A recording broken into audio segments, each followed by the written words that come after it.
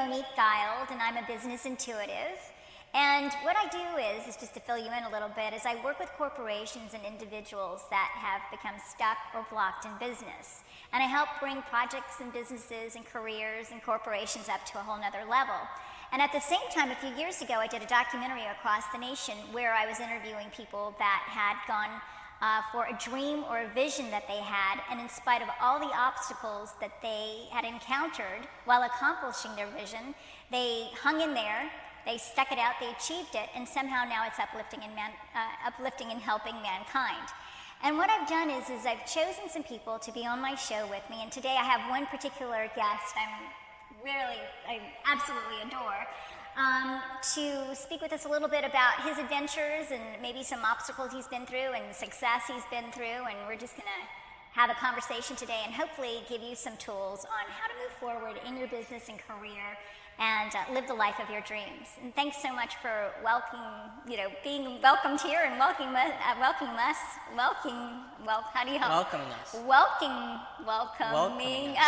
into your living room. I really appreciate it. And also too, you're more than welcome to call in if you have any questions. And that would be gotwebtv.com. And I'd like to welcome here Dr. Joe Dispenza. He's from the movie What the Bleep Do We Know?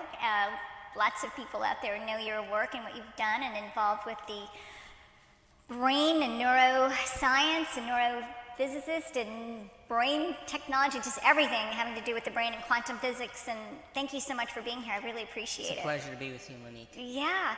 So tell me, Joe, I know in your own life that you've really been, you've had tremendous success now with the movie and everything that you're doing, and now you're lecturing all over the world and everybody gets to see and be a part of your work, and you've helped so many people evolve and go beyond their present circumstances in their own life. And I'd like for you to talk a little bit about that. Sure. I think that when we look at our own personal goals and dreams, I think that when we begin to piece together something that we want to have happen to ourselves in the future, that there's two elements that we have to develop. The first element is called intention. And because we all share the same brain and we all have the same parts in place, intention is naturally a process that we go through when we want to begin to get clear on what we want.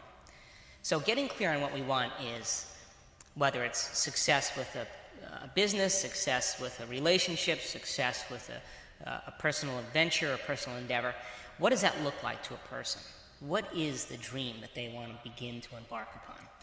And the clearer they are on it, the more direct they fine-tune the instruments to that destiny. And the other element has to do with surrender. That element of surrender means that it's not going to happen exactly the way you want it to happen. It's got to happen in a way that's unusual and unpredictable, and a little bit outside of your conventional understanding. That's called evolution, because if it happens in the predictable sense, then it's already a known bit of information, and it's difficult for us to say that it's a new experience.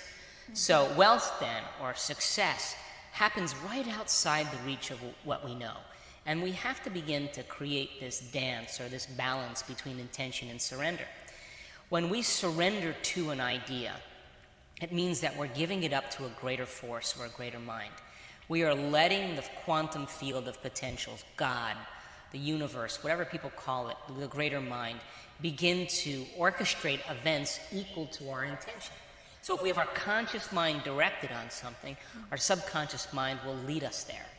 Now, most people, they get lost at this point because they use their senses to determine reality. So they may say, I want success, and I want wealth, and I want a breakthrough. And they put a small amount of work into change. Mm-hmm. And then, the next day, they're checking their bank account to see if anything's changed or anything's happened. And of course, that is a very minute way of addressing a very larger picture. We can't be fooled by our senses. We have to begin to see then that there is a progression of forces that take place over time, and our present reality was created from our thoughts, from our past reality. Okay, so what I want to do is I want to back up a little bit because you've just said a chunk of information that a lot of people may go, whoa, wow, what is this guy saying? I mean, because you've just said so much, and so I want to break it down. So when I work with clients and I talk about setting their intuitive goals, their soul's purpose goals, how do they know when they're on their intuitive goal, soul track? How do they know when they're off of it? And you just speak about intentions, Right. okay? It's the same thing. And I also talk about the detail because as detailed as I say that the more detailed we can be about what it is that we're creating, it makes the universe not guess what to bring us. But the details about the outcome should only be the details you're focusing on. How that comes about, you have to loosen up your beliefs, you have to loosen up your rigidity, you have to loosen up your mind to an outcome that you haven't even thought about yet. Because if you've thought about it, Right. it should have already happened, right? Right. So there's got to be this way in which we are open to possibilities that we're not really, we haven't entertained. If we don't do that, then we're forcing the square peg into the round hole.